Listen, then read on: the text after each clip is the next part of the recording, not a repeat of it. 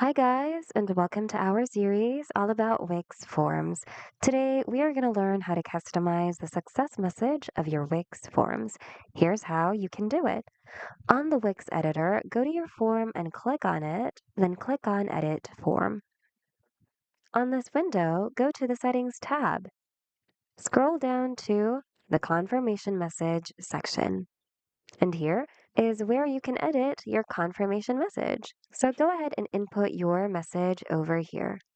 Once you're done, select your preferred message display time over here. You can set it to custom, where you can decide how many seconds the message will continue to display.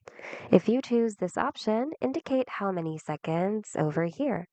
Or you can choose always, where the message appears after submission and does not get removed. Once you're done, review your message for any errors, and once everything's all good, click on Save.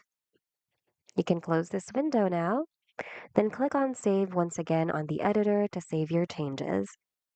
And if your site's previously been published, click on Publish again so that the changes you've made will also reflect on your live site. And that's it. We hope today's video was helpful. If it was, hit the like button and consider subscribing for more Wix tutorials. Thanks for watching, and we hope to see you guys in the next video.